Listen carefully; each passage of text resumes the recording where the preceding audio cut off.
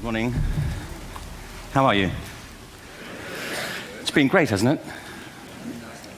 I've been blown away by the whole thing. In fact, I'm leaving.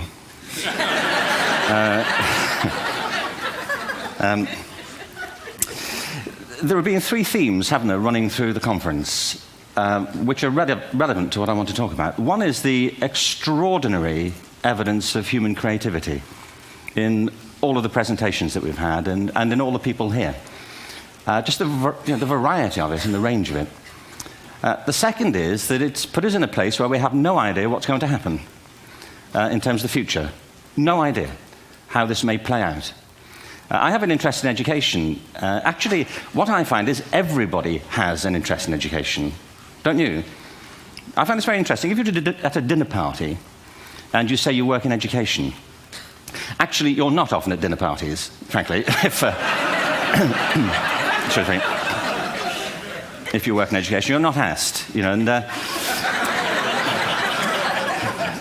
you're never asked back, curiously. That's I think it strikes me. But if you are, and you say to somebody, they say, what do you do? And you say, you work in education, you can see the blood run from their face. They think, oh my God, why me? It's my one night out all week. But if you ask people about their education, they pin you to the wall. Because it's one of those things that goes deep with people. Am I right?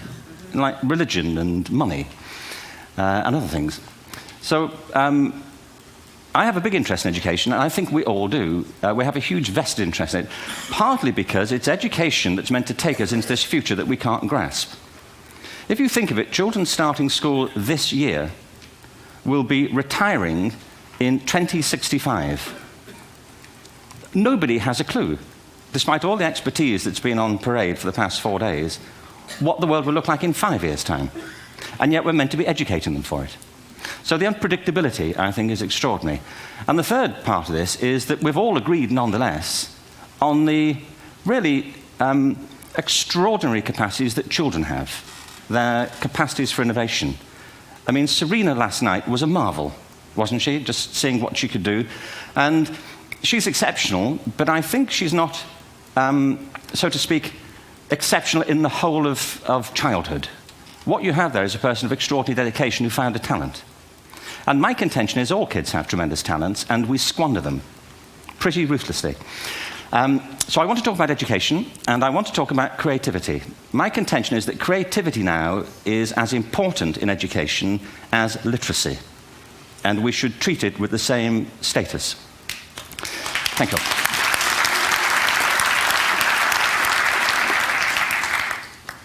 That was it, by the way. Thank you very much. So, 15 minutes left. Well, I was born... No, I had a great story recently, I love telling it, of a little girl who was in a drawing lesson. She was 6, and she was at the back drawing, and the teacher said, this little girl hardly ever paid attention. And in this drawing lesson, she did. And the teacher was fascinated. She went over to her, and she said, what are you drawing? And the girl said, I'm drawing a picture of God. And the teacher said, but nobody knows what God looks like. And the girl said, they will in a minute.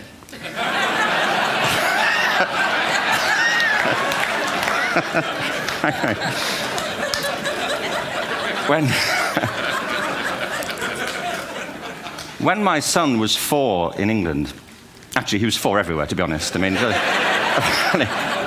if we're being strict about it, wherever he went, he was 4 that year. But he was in the Nativity play. Do you remember the story? No, it was big. It was a big story. Mel Gibson did the sequel. You may have seen it. It was Nativity 2. But James got the part of Joseph, which we were thrilled about. We consider this to be one of the lead parts. We had the place crammed full of agents and T-shirts. James Robinson is Joseph. He didn't have to speak. But do you know the bit where the 3 kings come in? They come in bearing gifts, and they bring gold, frankincense, and myrrh. This really happened. We're sitting there, and they, I think, just went out of sequence. Because we talked to the little boy afterwards and said, are you okay with that? And they said, yeah, why was that wrong? They just switched. I think that was it. Anyway, the 3 boys came in, little 4-year-olds with tea towels on their heads, and they put these boxes down. The first boy said, I bring you gold. And the second boy said, I bring you myrrh. And the third boy said, Frank sent this.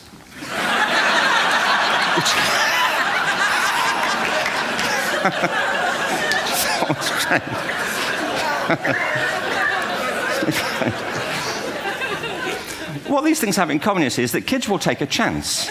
If they don't know, they'll have a go. Am I right? They're not frightened of being wrong. Now, I don't mean to say that being wrong is the same thing as being creative. What we do know is, if you're not prepared to be wrong, you'll never come up with anything original. If you're not prepared to be wrong. And by the time they get to be adults, most kids have lost that capacity. They have become frightened of being wrong. And we run our companies this, by the way. We stigmatize mistakes. And we're now running national education systems where mistakes are the worst thing you can make. And the result is that we are educating people out of their creative capacities. Picasso once said this. He said that all children are born artists. The problem is to remain an artist as we grow up. I believe this passionately, that we don't grow into creativity, we grow out of it. Or rather, we get educated out of it. So why is this? I lived in Stratford-on-Avon until about 5 years ago. In fact, we moved from Stratford to Los Angeles. So you can imagine what a seamless transition, this was from LA. Actually, we lived in a place called Snitterfield, just outside Stratford, which is where Shakespeare's father was born. Are you struck by a new thought? I was. You don't think of Shakespeare having a father, do you? Do you? Because you don't think of Shakespeare being a child. Do you? Shakespeare being 7. I never thought of it. I mean, he was 7 at some point. He was in somebody's English class, wasn't he? Do you understand? Really? How annoying would that be?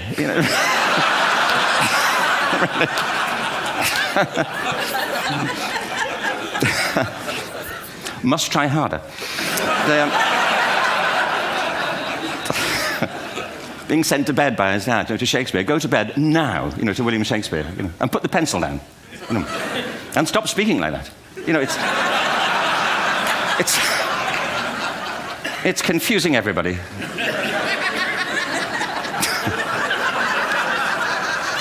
Anyway,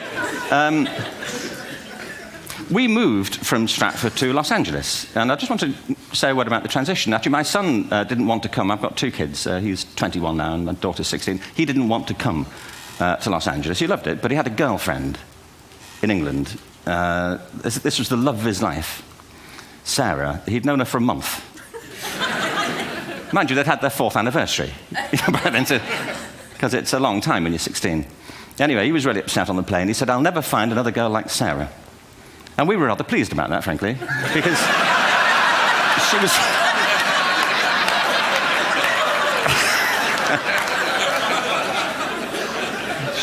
she was the main reason we were leaving the country.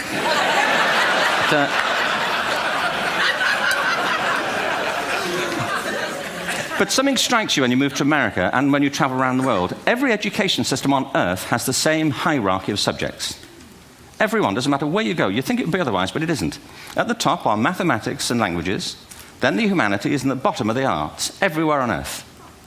And in pretty much every system, too, there's a hierarchy within the arts. Art and music are normally given a higher status in schools than drama and dance. There isn't an education system on the planet that teaches dance every day to children the way we teach them mathematics. Why? Why not? I think this is rather important. I think maths is very important, but so is dance. Children dance all the time if they're allowed to. We all do. We all have bodies, don't we? Did I miss a meeting? I think... Truthfully, what happens is, as children grow up, we start to educate them progressively from the waist up. And then we focus on their heads, and slightly to one side. If you were to visit education as an alien and say, what's it for, public education, I think you'd have to conclude, if you look at the output, who really succeeds by this, who does everything they should, who gets all the brownie points, who are the winners? I think you'd have to conclude the whole purpose of public education throughout the world is to produce university professors. Isn't it? They're the people who come out the top. And I used to be one. So there, And I like university professors, but, we shouldn't hold them up as the high watermark of all human achievement. They're just a form of life. Another form of life. But they're rather curious, and I say this out of affection for them. There's something curious about professors. In my experience, not all of them, but typically, they live in their heads. They live up there, and slightly to one side. They're disembodied, in a kind of literal way. They look upon their body as a form of transport for their heads. It's... Don't they? It's a way of getting their head to meetings.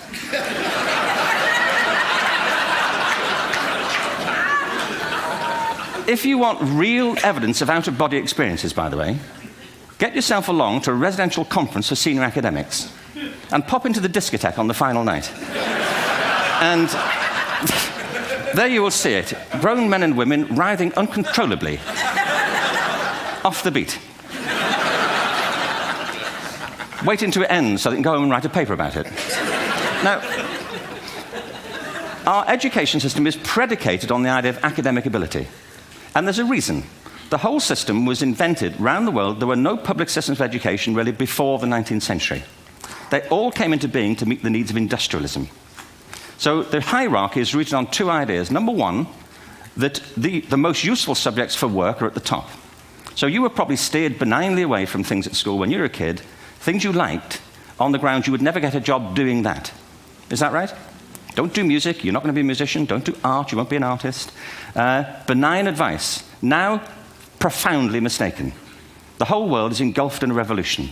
And the second is academic ability, which has really come to dominate our view of intelligence because the universities designed the system in their image.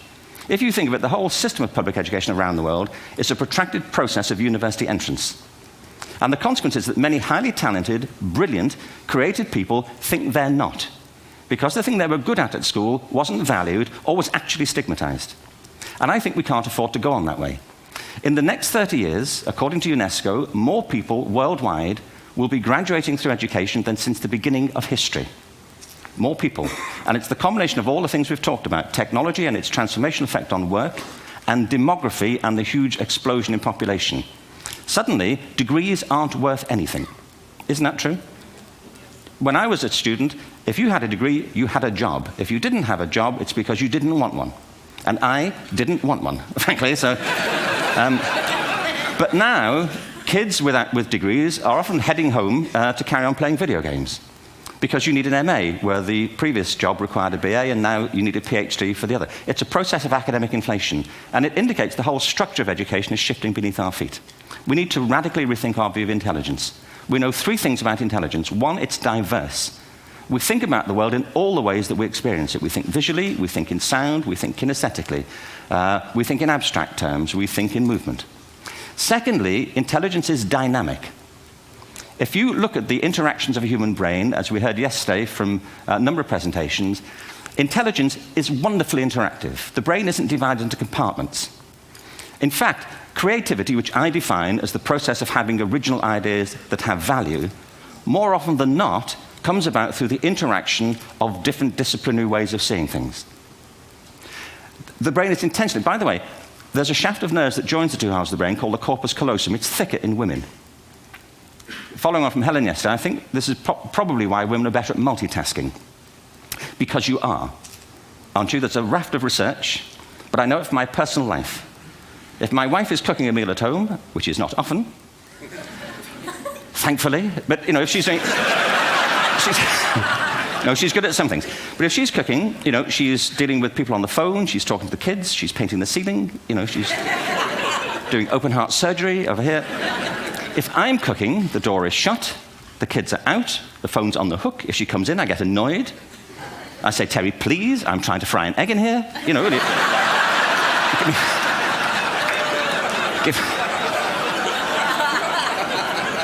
Give me a break.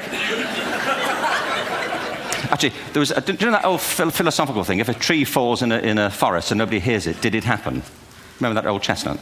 I saw a great T-shirt recently which said, if a man speaks his mind in a forest and no woman hears him, is he still wrong?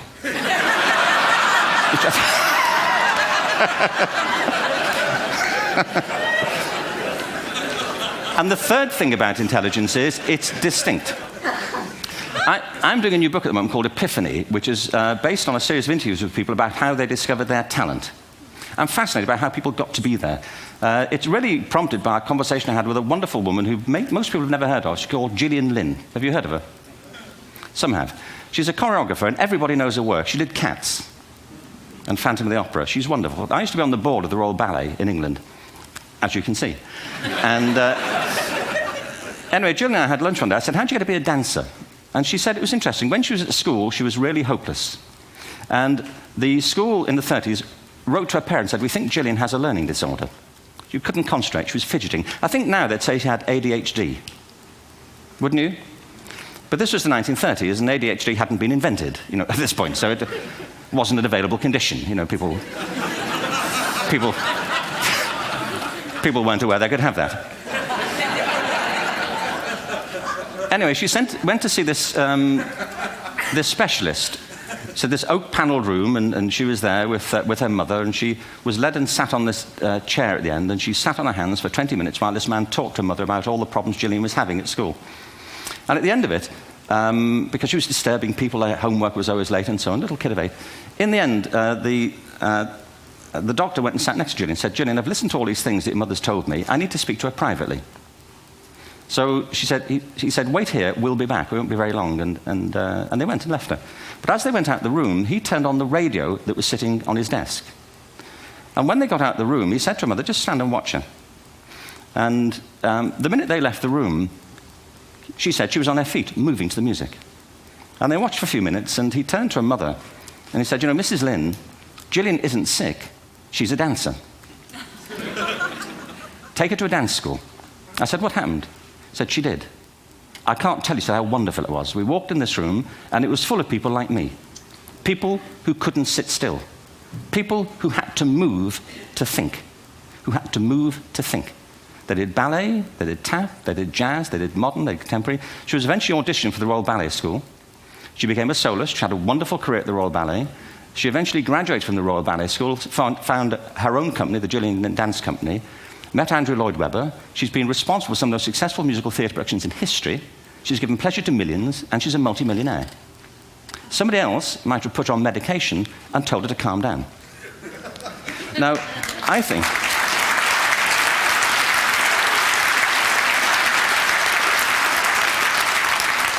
What I think it comes to is this. Al Gore spoke the other night about ecology and the revolution that was triggered by Rachel Carson. I believe our only hope for the future is to adopt a new conception of human ecology, one in which we start to reconstitute our conception of the richness of human capacity. Our education system has mined our minds in the way that we've strip-mined the earth for a particular commodity, and for the future, it won't serve us. We have to rethink the fundamental principles on which we're educating our children. There was a wonderful quote by Jonas Salk, who said, if all the insects were to disappear from the earth, within 50 years, all life on earth would end.